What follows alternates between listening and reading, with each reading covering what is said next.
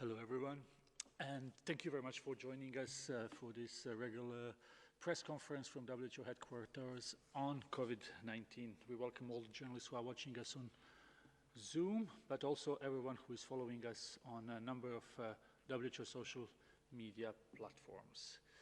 Today we have with us WHO Director General Dr. Tedros, Dr. Maria Van Kerkhove, who is a technical lead COVID-19, and we have Dr. Mike Ryan, who is WHO Executive Director for Program for Health Emergencies.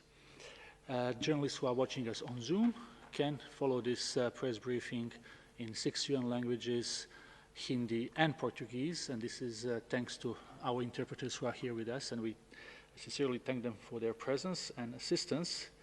Journalists may also ask questions in 6 UN languages and Portuguese when we get to that section of the press briefing. I will give the floor now to Dr. Tedros for his opening remarks.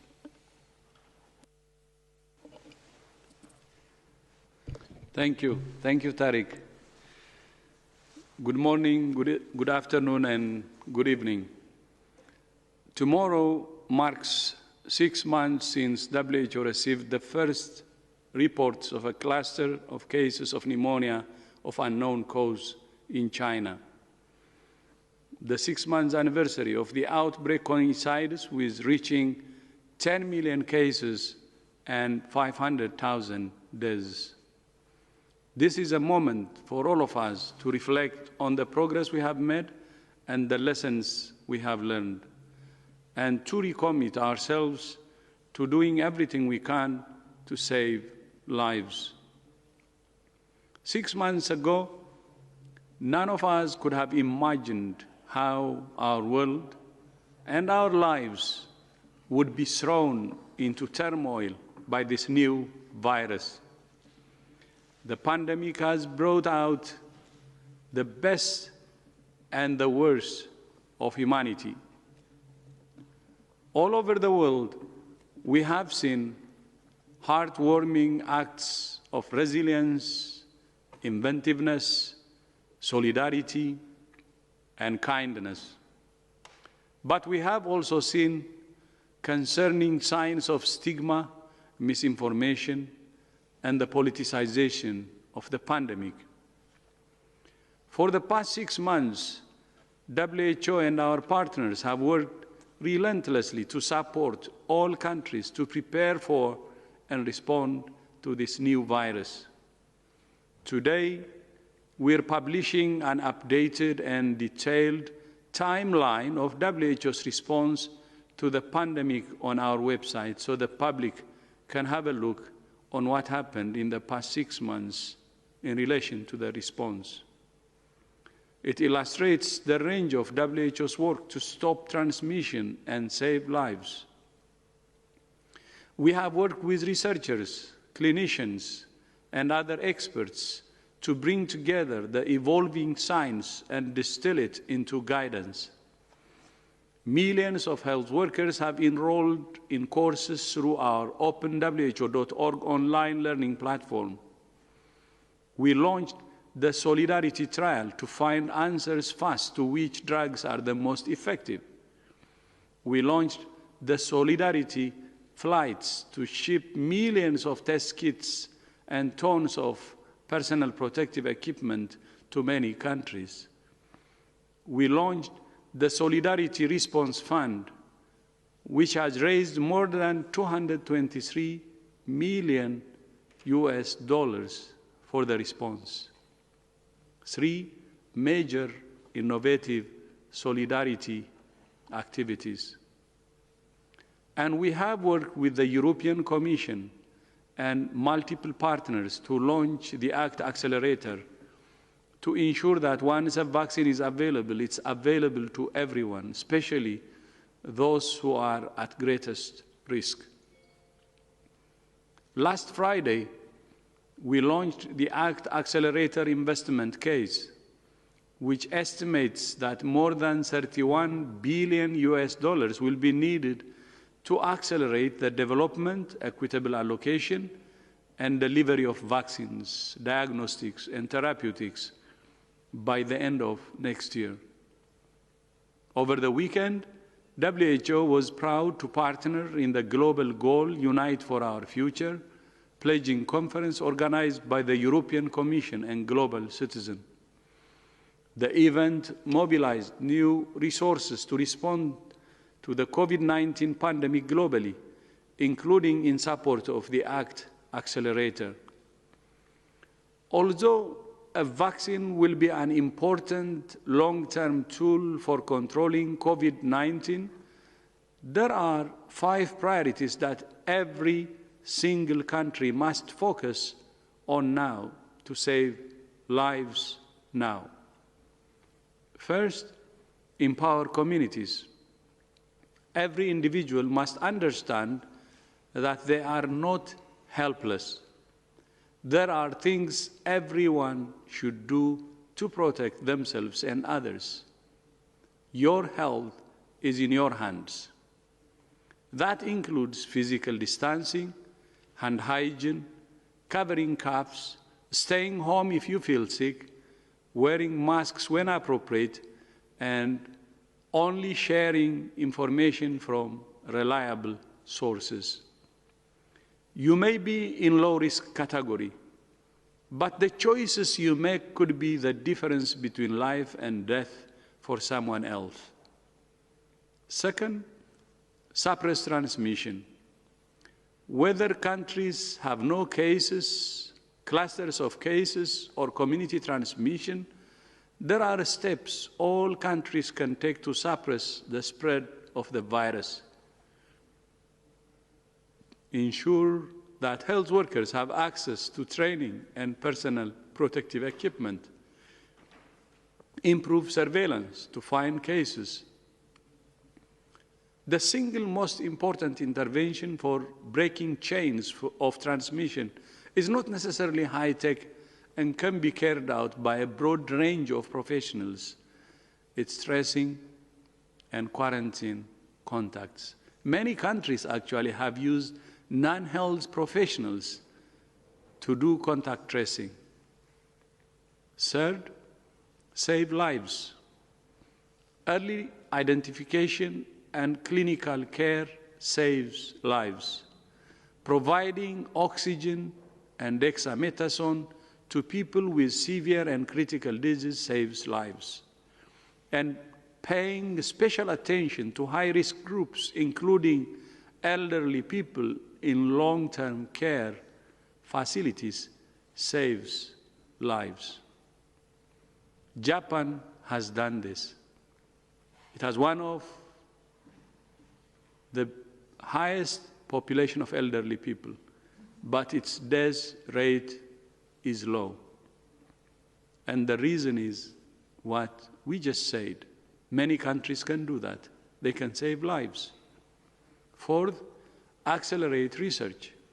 We have already learned a lot about this virus, but there is still a lot we don't know, and there are still tools we need.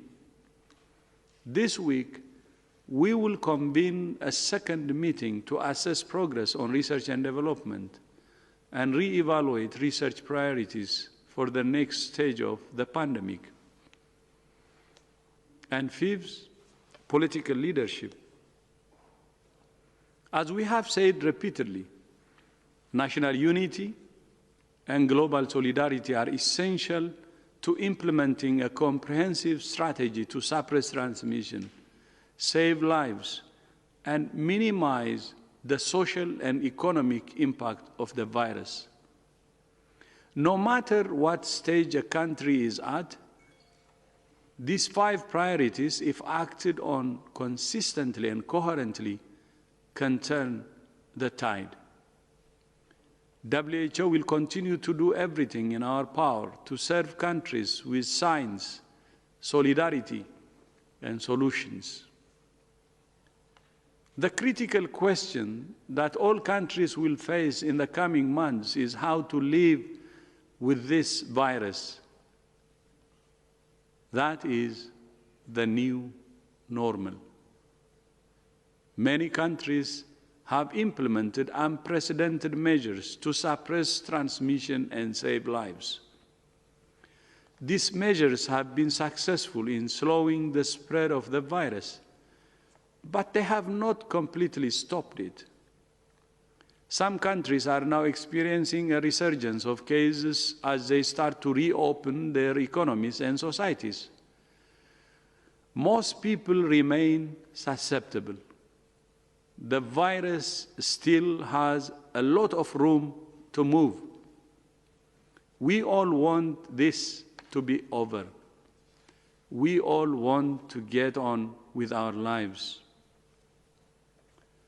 But the hard reality is, this is not even close to being over. Although many countries have made some progress, globally, the pandemic is actually speeding up. We're all in this together. And we're all in this for the long haul. We will need even greater stores of resilience, patience, humility, and generosity in the months ahead. We have already lost so much, but we cannot lose hope. This is a time for renewing our commitment to empowering communities, suppressing transmission, saving lives, accelerating research, and political and moral leadership. But it's also a time for all countries to renew their commitment to universal health coverage at the cornerstone of social and economic development, and to building the safer, fairer, greener, more inclusive world we all want. I thank you. Thank you, Dr. Tedros, for these opening remarks, marking the 6 months of pandemic. We will now open the floor to questions, reminding once again journalists that if they wish, they can ask questions in 6 UN languages and Portuguese. So if we are ready from the technical side, we will go first to Georgia, Georgian news agency, and we have with us Konstantin Yonatamishvili. If you hear us, Konstantin, please go ahead. Yes, Konstantin Yonatamishvili, I press Georgia. Thank you very much. My question is, for Georgia as a country with small economy, but at the same time with good results of fighting the coronavirus, what will be the mechanism to get access to the vaccine that will be developed, I hope, with the support of the World Health Organization? Are there any other possibilities to achieve so-called herd immunity besides vaccination? Thank you very much.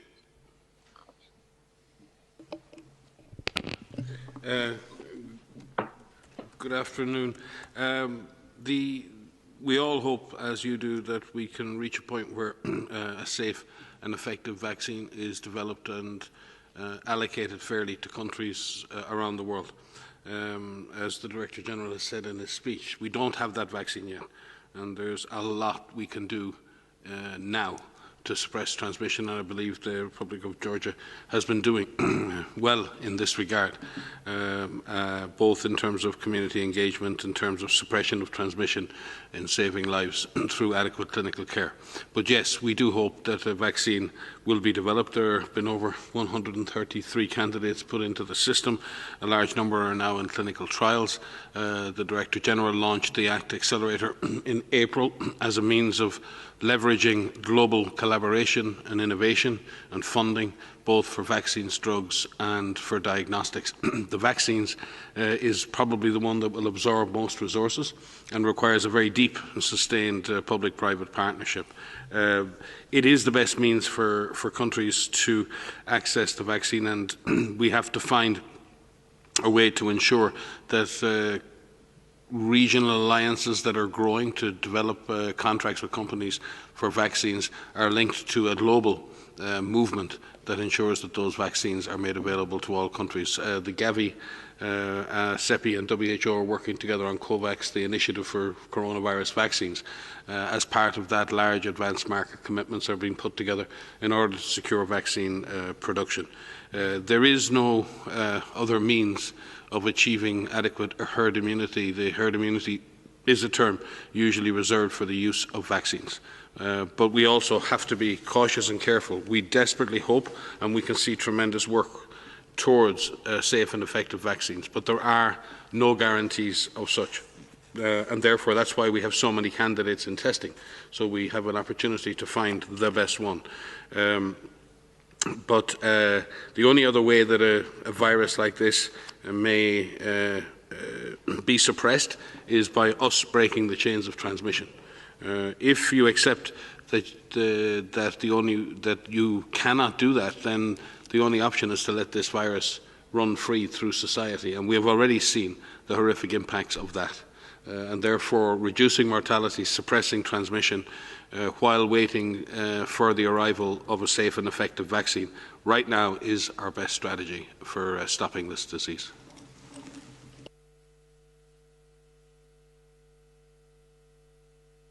Yeah, thank you. I just would like to what my general said, Mike.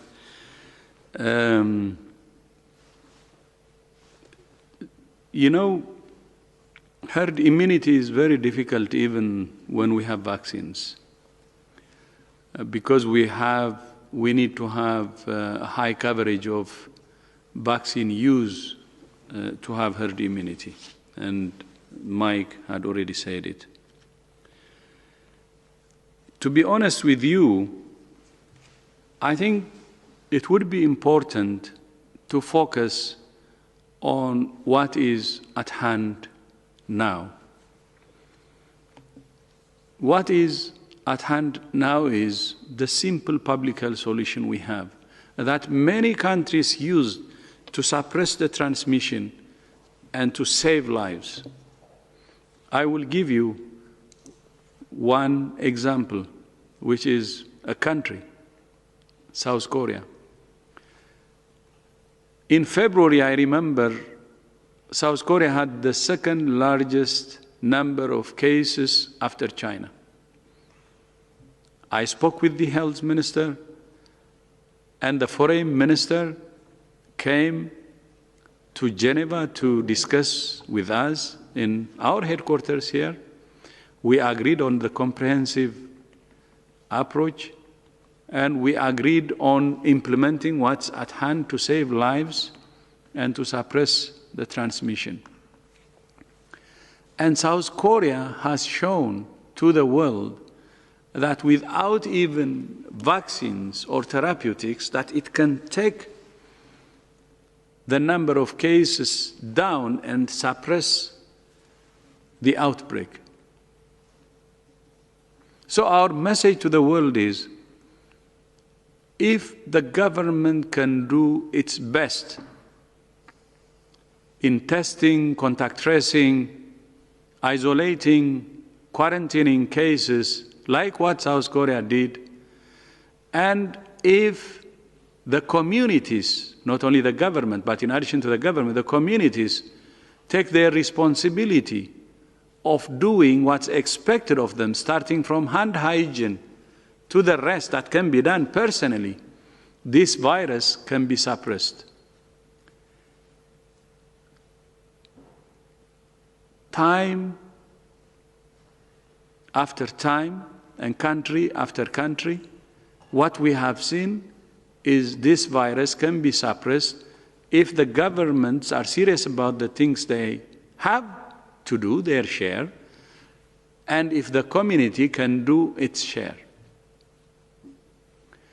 So while doing our best to find a vaccine, which is the right thing to do, our advice from WHO is we should do everything we can using the tools we have at hand. Because many countries, including the one example, Korea, I can give you a list of countries, have shown that this virus can be suppressed and controlled using the tools at hand. So the basics are still important, and the basics are non-pharmaceutical. And they have shown their efficiency and effectiveness in controlling or suppressing this virus. The reason I'm stressing this is the virus is spreading aggressively. It's very tragic to report to you that we have already surpassed the 10 million cases and have 1 million deaths. Still, this could have been prevented through the tools that we have at hand. And please, focus on the tools at hand. Of course, we appreciate the investment you're doing in finding more technology, vaccines and therapeutics. But that should be in addition to the maximum use of the tools at hand. And these are the simple solutions that the government can do and the public can do. And we have already outlined those. So that's our message. It's 6 months since the virus started. It could be like a broken record to say exactly the same thing, but the same thing works. Test, trace, isolate, and quarantine cases. That's for the government to do. And second, hand hygiene for each individual. Of course, wearing masks and the other things that can be done, social distancing at individual level. It works and save lives. And that's still our message. But of course, we should look for vaccines and the rest. But the simple and basic public health works, and that's what we're saying. Thank you. Thank you, Dr. Ryan and Dr. Tedros, for this answer. We will now go to Michael Bosyurkiv, who is a contributor to CNN. Michael, the floor is yours. Yes, can you hear me? Yes. Thank you for taking my question. Good morning from British Columbia. Director General, this question relates to your opening statement that the pandemic has brought out the best and worst in humanity, including politicization of the pandemic. Just a few days ago, Marco Rubio, Richard Gere were among 500 people who warned in a letter that democracy is under threat by certain authoritarian leaders due to coronavirus. They cited parliaments being sidelined, journalists arrested, minorities scapegoated, and most vulnerable sectors of the population face alarming new dangers. My question is the following, sir. Ambassador William Taylor told me that strongmen do not seem to be winning against COVID-19, that the virus is having a devastating effect on strongmen who aren't taking the steps that need to be taken. Do you have an opinion on that, or do you agree? Thank you. No, can you repeat? Sorry, I didn't know the ambassador you mentioned actually. Oh, sorry, it's Ambassador William Taylor. He's quite well known as a U.S. ambassador. He was in the congressional testimony a few months ago, served in various places around the world. And he's now with the U.S. Institute of Peace and studies strongmen a lot. And he said that if strongmen believe that they can take advantage of COVID-19 to suppress civil liberties, they're wrong, that this will backfire on them. Mm-hmm.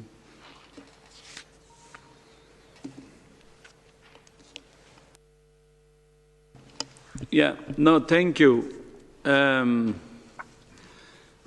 know, our message from the start was very, very simple. I was a politician myself. I was a member of parliament. Maybe something I learned while I was a politician was At the end of the day, what you do should be something that helps your people. And one thing maybe I learned the biggest lesson is, even if we belong to different political parties, the citizens of that any country, you bring any country, are the same. So whether we belong to the right or left, or we're the center, what they call progressive party, what matters at the end of the day is what we do good for the people. Then if you take COVID, if you see it in doing good for our citizens, what you do is saving lives, because even one life is important, whether it belongs to the left, to the right, or to the center. And that's why from the start we said, please, please, quarantine COVID politics. Please, we need national unity. Unity at the country level. Unity among political parties. Unity across ideologies. Unity across beliefs. Unity across races. Unity across any differences you can mention. Because there was a reason why we said that. This virus has two dangerous combinations, and we have said it many times. And even the international expert group that visited China, that was composed of many countries, including the US, Germany, Japan, Nigeria, Korea, Singapore, many countries actually, a very diverse, Russia, a very diverse group of international experts said this virus has two dangerous combinations. One is it's fast, it's contagious. Second, it's a killer. And it can exploit divisions between us across all the lines which I have said. And that's why WHO has been saying, please avoid any division. Any differences could be exploited by the virus. And that we have to fight this virus in unison.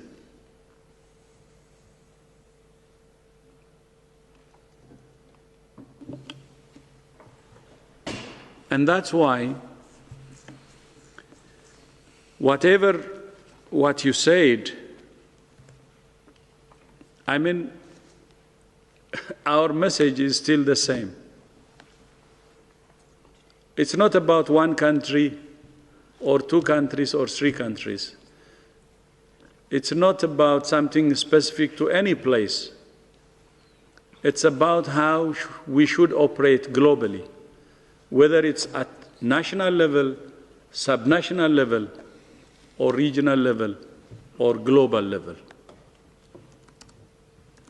And with 10 million cases now and 500,000 deaths, unless we address the problems we have already identified as WHO, the lack of national unity and lack of global solidarity, and the divided world, which is actually helping the virus to spread.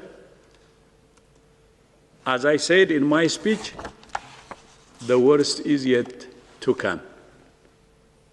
I'm sorry to say that, but with this kind of environment and condition, we fear the worst. And that's why we have to bring our acts together and fight this dangerous virus together. I thank you. Thank you, Dr. Tedros, and thanks to Michael for this question. We will now go to the Economic Times of India, and we have with us Divya Rajagopal. Divya, you will need to unmute yourself. Hello? Hello, thank you for taking my question. Am I audible? Yes, we can hear you. Yes. Hi, I wanted to ask this question to the entire panel. Last week, Anthony Fauci of NIH has said that contact tracing is becoming increasingly difficult at this stage of the pandemic. Do you think that as infection spreads in most countries, it is still possible to use contact tracing as an effective way of mitigation? Thank you. I think yes. But it's very dependent on the background intensity of transmission. In situations where there's very intense community transmission and large numbers of cases every day, it's very hard to get on top of case isolation alone, never mind the contact tracing. So countries may need to make some choices in that regard. But what has happened for those countries who have been affected, those countries who've stuck with contact tracing and isolation or quarantining of contacts have found then, as the number of cases drops, that they can catch up on the contact tracing and improve. The difficulty has been for many countries who gave up entirely on contact tracing, now having to pick that up, now having to scale up the architecture of public health surveillance as they've opened up societies and decreased the public health and social measures or the restrictions on movement. It's quite tough for the public health system to catch up, and it takes time for it to do so. And the Director General said many, many times during this period of so-called lockdowns that this was precious time to prepare. Not only were public health and social measures having an impact on transmission, they were also clearly having a negative impact on social and economic life, and that this precious opportunity needed to be taken. And we've seen in countries who've really beefed up their capacity to do contact tracing, isolation, quarantine, testing, and all of the things the Director General spoke about, they have done well. So yes, contact tracing, public health surveillance is a key part of a package of activities.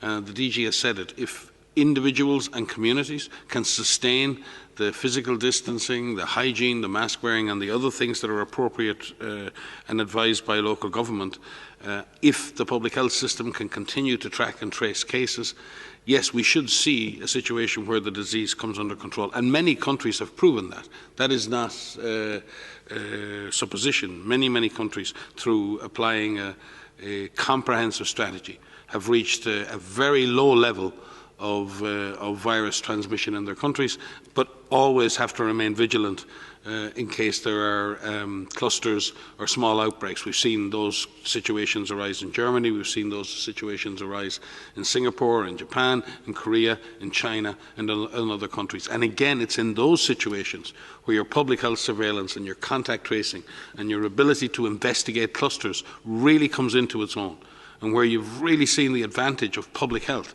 and public health architecture is that ability to pounce on disease. What you have to do is push the disease down to the lowest possible level. And communities have made a huge sacrifice for that to happen. They've stayed at home, they've stayed away from their families, they've contributed tremendously to suppressing infection. And what public health authorities have needed to do is to put in place the right public health surveillance in order to take advantage of that. So as the restrictions are lifted and as we see small clusters appear, the public health authorities can react quickly and suppress that infection again. And a great credit goes to countries like Germany, like Japan, like Korea and others who've really focused in on that function of the system. They're able to use a multifaceted approach. They're able to sustain community commitment to the process.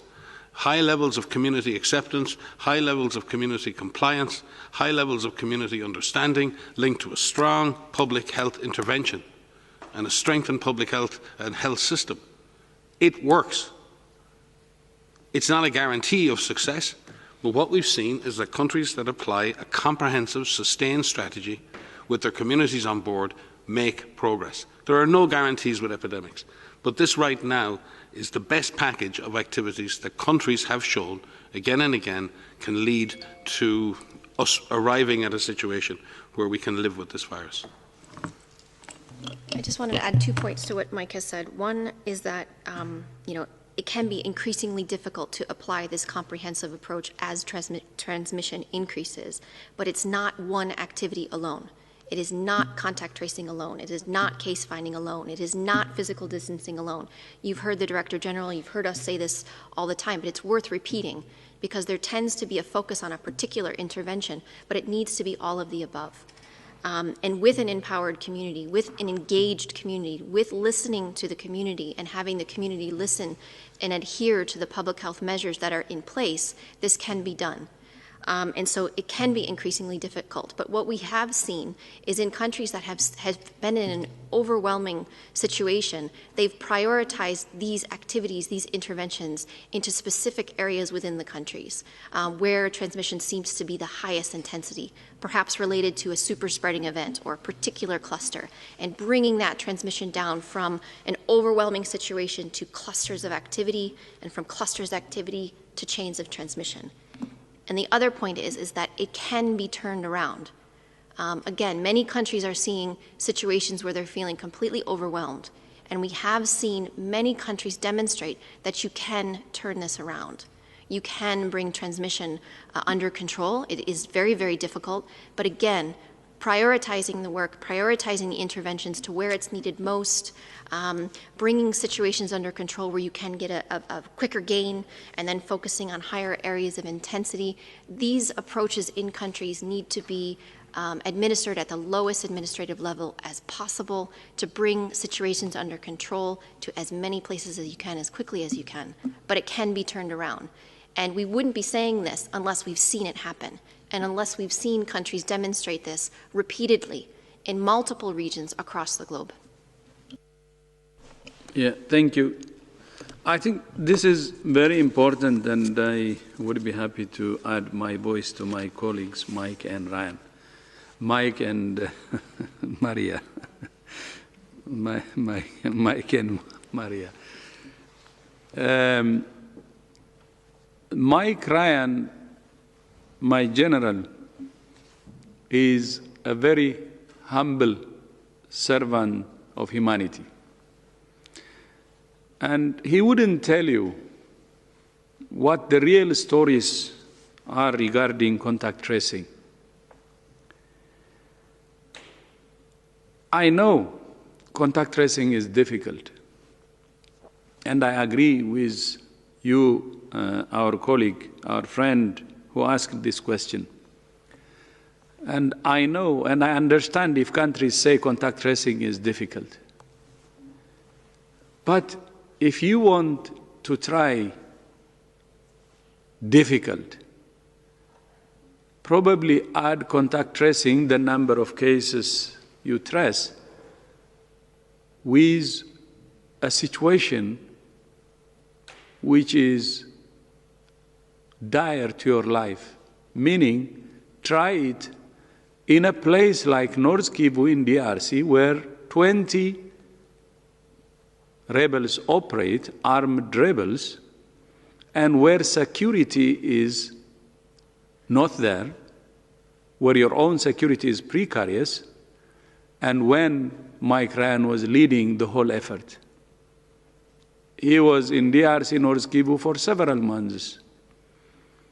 When there was engagement between different warring parties almost every single day. And when you would do contact tracing of 25,000 a day, despite that security situation.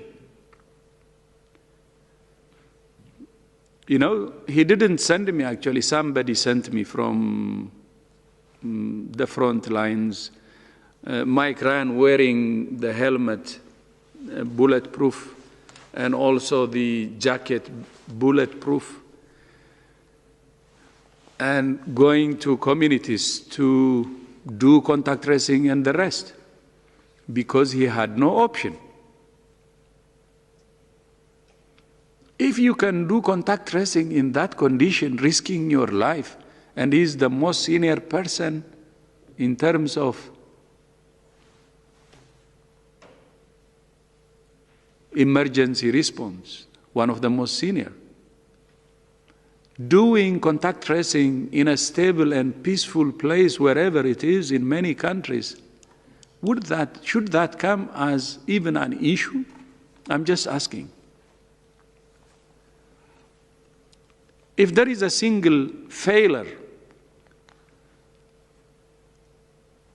for many of our countries to really not hunt down this virus, is our failure in contact tracing, because we have lame excuses saying it's too many and it's very difficult to trace because there are too many.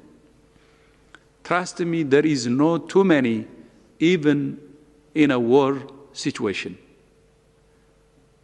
If contact tracing helps you to win the fight, you do it, even risking your life. Forget about a place where there is peace. The reason I'm saying this is, we don't tell or we don't talk about the stories of a simple human being like Mike Ryan, who would do this in a situation that risked his life. So if you want to know if contact tracing is difficult, then I will send you his picture in his bulletproof helmet and bulletproof jacket, because he believed that he had to do everything to stop the Ebola and to show that saving lives actually needs that level of commitment. So my answer is just brief. I explained in hopefully that you will understand why I will say the simple phrase, because I want you to understand the background. Trust me, no excuse for contact tracing. If any country is saying contact tracing is difficult, it is a lame excuse. Thank you. Thank you, Dr. Tedros, and Dr. Ryan and Maria as well, for this detailed answer on question on contact tracing. We will now go to Brussels time, and we have with us Mozi Appelblad. Mozi, can you hear us?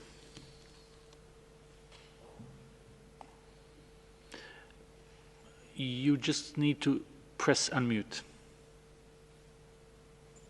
I did it now, okay. Hello? Now we can hear you. Yes, we can hear you. Okay, thank you very much. My question refers perhaps to lessons learned. The previous question was about contact tracing, and as you said, it was not very much applied perhaps in the beginning because most countries were overwhelmed by the number of infections, and that was perhaps a bad excuse for not carrying it out. But that brings us to the question if you have any lessons learned about the type of contact tracing which should be applied. I'm thinking about, let's say, manual contact tracing and digital contact tracing, which also involves questions about privacy. And that brings me to my more overall question, because I remember that there was a World Health Assembly which took place in May, I think, and it decided that WHO should, at its own choice of timing, perhaps initiate some kind of evaluation of its lessons learned of the response to the coronavirus.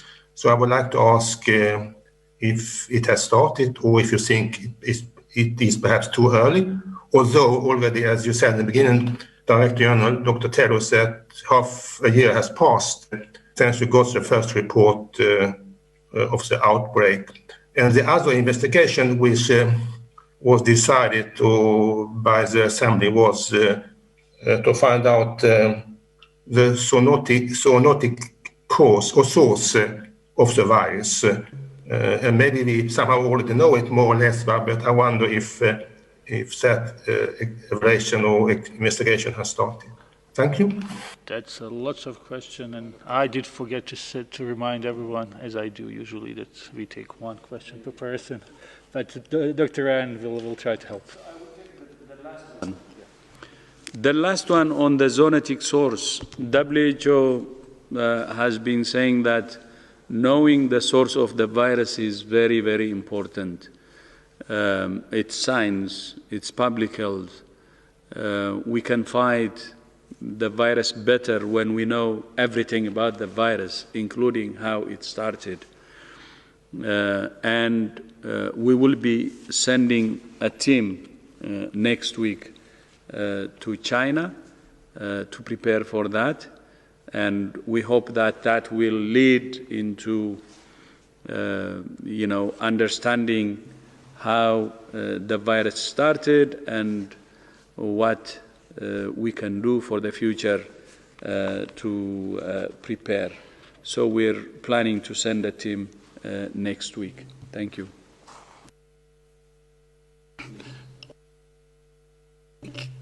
Okay. I think, and if we listen to interviews and others done by people who've led contact tracing in places like Singapore, in Japan, and in other countries, the primary success of contact tracing has come from a well-organized human workforce, able, number one, once a case is detected, once there's a positive sample in the lab, maybe it's from the emergency room, from the hospital, from the community, that there's an instant response where a case or their family can be interviewed, that contacts are identified quickly, and in that sense, the highest risk contacts. You can have a contact list that's 10 and you can have a contact list that's 10,000 people, and you have to decide how far and how deep you go with listing potential contacts. They all have to be contacted and followed up. Of those who are followed up, you're asking, in most countries' situations, you're asking for those contacts to be self-isolated or quarantined at home. In some situations, people are asked to quarantine in a facility. So it's a very complex set of investigations and then communication between different groups.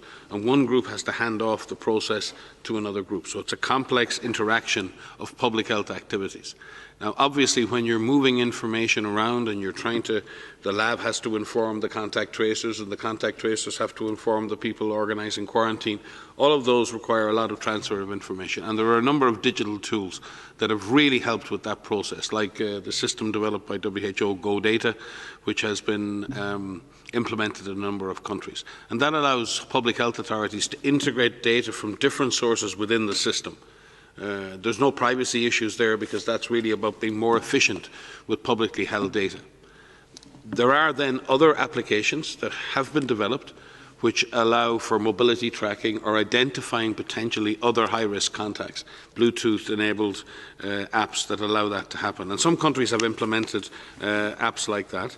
And those apps can be useful in identifying contacts who may not have otherwise been listed, and in some ways also for looking at overall population risk for transmission.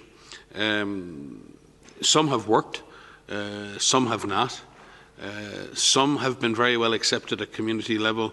Some have raised real issues regarding data protection and human rights and other issues. So it's important that we continue to innovate with these tools, but it's also important to recognize that that aspect of the digital revolution is innovating and providing potential solutions and tools. The core process is still a core human-driven process. It's about humans contacting humans and asking questions about potential exposures and following up with other human beings. This is not an automated process. It cannot be automated in that regard. And I think that's where most countries have struggled. It's one thing to develop an app.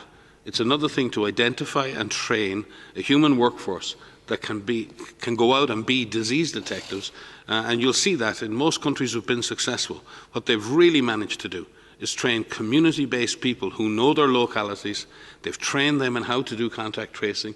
They've trained them how to follow up within their own communities, and that's much better accepted. And we found the same in Ebola in Congo.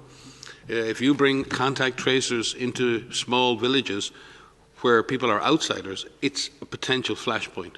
So the more localized the response is, the better. And localization of public health intervention is a very important concept, and it's something that governments need to address. So I think that would be my advice. Localize contact tracing, bring it down to the lowest level, have it as much as possible based in and done by the community, and enhance the efficiency of that where you can with digital systems and applications as appropriate. But they're not in themselves the answer. With regard to your second question regarding what have we learned, we're learning a lot. And interestingly, when we talk about contact tracing, we had a major meeting 2 weeks ago from experts from all over the world who've been implementing contact tracing. Today we have a meeting of the steering committee of GORN, which is considering the outcomes of that meeting. I think tomorrow we begin a meeting on what we've learned in research over the last 6 months in the next few days. And right now, at this 6-month period, we've been doing ourselves internally a number of internal retreats, looking at what we've learned over the last 6 months. Our program, the emergencies program, here is under the routine assessment of the Independent Oversight and Advisory Committee, which is a body that reports directly to the World Health Assembly. They've completed their first interim review of the response and the performance of our program in that. That review was published at the time of the World Health Assembly, and in fact that committee has had a briefing today with the mission representatives of all the WHO member states. We will continue, and that committee will continue with that review. There are currently reviews planned around the IHR Review Committee, and obviously the Director General is pulling together a systematic independent evaluation based on the WHA resolution. But we're doing internal operational reviews. We continue to review all of our performance. We review all of the language, and I'll hand over to Maria because she may be able to also tell you how we're really looking at the science and what we've learned over the last 6 months. Thanks, Mike. Yes, so we've said this almost every time we've been up here, that we are constantly learning and we are constantly evolving our guidance to fit what is known about this virus that we didn't know about 6 months ago. I think the way that we do that is through our international networks, where we are speaking directly with frontline workers every day, whether these are clinicians and public health professionals, whether these are virologists, laboratorians who are working with specimens, with samples, looking at sequences, whether we're looking at people who are working on infection prevention and control to prevent transmission in healthcare settings, looking at epidemiology and modeling, understanding transmission and where transmission is happening, how transmission is happening, and how that affects our guidance and our advice. We are constantly looking at how we adapt our information that we share with you, and we are very careful with how we explain the situation about what we know, about what we don't know, and most importantly, how we're working with our partners to address those unknowns, because that is a constant evolution, especially with a new pathogen. I just want to mention one last thing is about what you can do yourself. The Director General mentioned this in his speech, but please feel empowered. Please know that you can do things yourself to prevent yourself from getting infected. And importantly, not only protecting yourself, but protecting your family and potentially somebody who is part of a vulnerable category, who has an underlying condition or maybe of advanced age, who will go on to develop severe disease if they are infected. So knowing what you can do, if you're in a situation where there is increasing transmission or intense transmission, if you're asked to stay home, please stay home, because there are many people who can't. And those individuals who are working in healthcare facilities, who are caring for infected patients, who are in ICU, who are in hospital beds, they can't stay home. And you, if you can, please do. We know this is difficult, and we know that people want this to be over, and there are many things that we all want to do. But it's going to be difficult for some time before we get out of this. But we will. And so not only do governments need to have strong leadership and be very clear on what needs to be done, adapting that to the most localized level as possible, you yourselves can also play a role. Men, women, children, all of you, all of us have a role to play.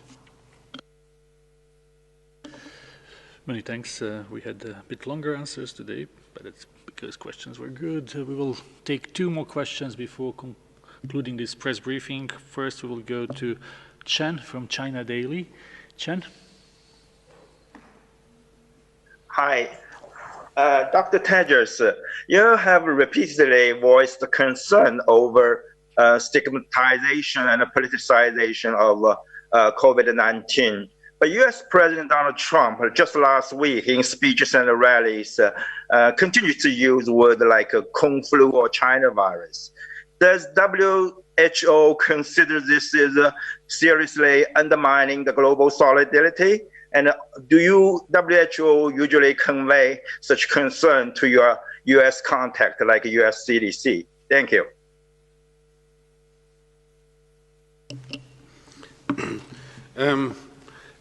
From WHO's perspective, we obviously want to have international discourse that's based on mutual respect. And in that sense, we encourage all people at all levels and in all countries to use language that is appropriate, respectful, and is not associated with any connotations that are negative. And in that regard, we put that message out globally. There are many people around the world have used unfortunate language in this response. We certainly haven't been immune to receiving a lot of it. But we try to focus on the way ahead. We try to focus on what we need to do. And we need everybody focused, as the DG said, as Maria has said. We need everyone focused. Everyone has a job. We can actually do better than we're doing right now. We have a lot of vulnerable people to protect and shield. We have a lot of communities with poor health systems and poor living conditions that we need to help and support, and we need to focus on that. It is unfortunate if our global discourse is reduced to base language. That never helps. But we want to focus on moving forward. We want to focus on getting this job done. Thank you, Dr. Ran. And our last question will go to Jamil, our Geneva neighbor who is working for a number of Brazilian press. Jamil? Yes, Tarek, thank you. Thank you for taking my question. My question is on Brazil. What is your current evaluation about Brazil and whether this strategy that you just mentioned now for over an hour is actually being implemented? Thank you.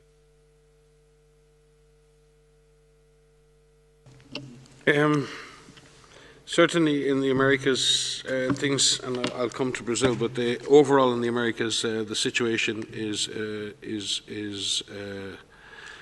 difficult. The Americas as a whole represent half the cases and almost half the deaths in the whole world.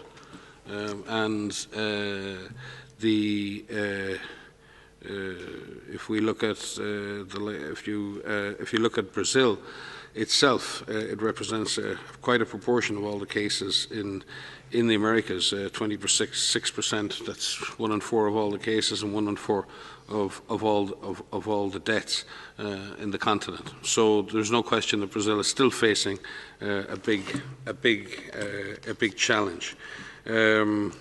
It's continues to report over 30,000 cases a day from all 27 federal levels, or from all of the different state levels. So Brazil is still facing a challenge.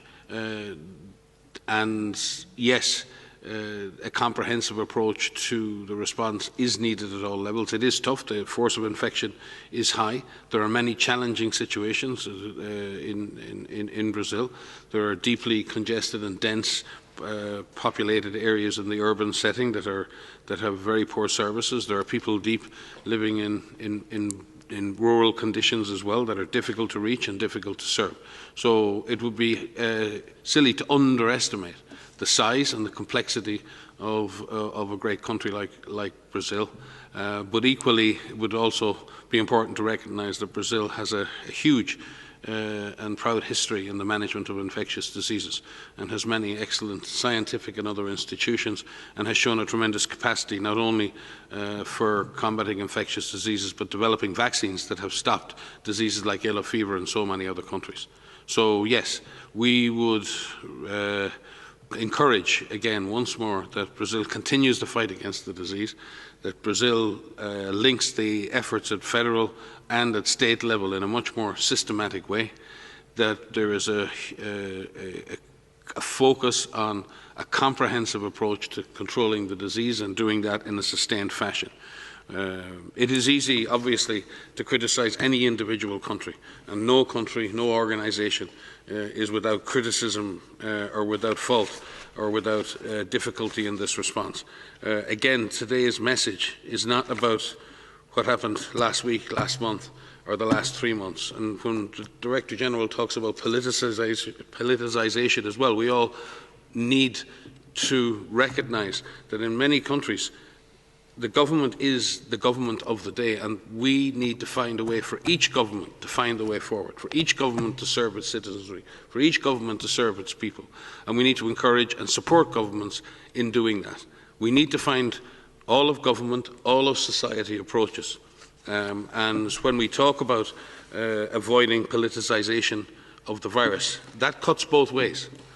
And we may, in many situations, as individuals in society, have to provide encouragement and support for a government that may not be of our choosing or liking. And that is the difficulty and the challenge of national unity against a common enemy. When you choose national unity against a common enemy, you sometimes don't get to choose who leads you in that fight. And you have to find a way. You have to find a way to be able to take that forward. And that's the challenge for all countries now.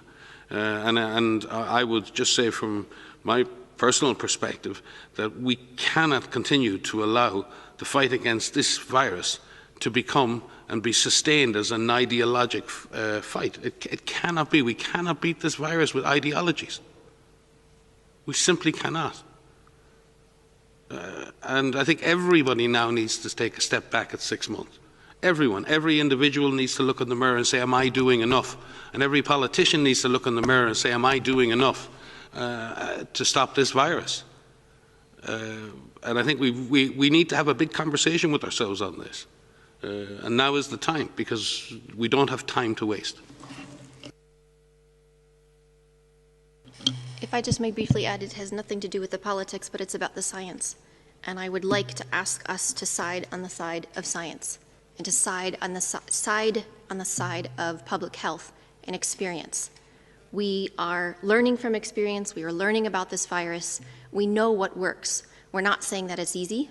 We're not saying that it will not take more time, and it will be difficult for individuals and families and communities and nations, but we are adapting our approach and tailoring our approach based on what we are learning. And we need people to be with us with this science as we communicate this with you, as we adapt it within our guidance, as we modify these approaches going forward. We know what works in suppressing transmission, and we know what works for reducing mortality. Let's do that. This will conclude a longer than usual press briefing. Still, we will have an audio file sent to you soon, and the transcript will be posted tomorrow. From my side, I wish you a very nice evening.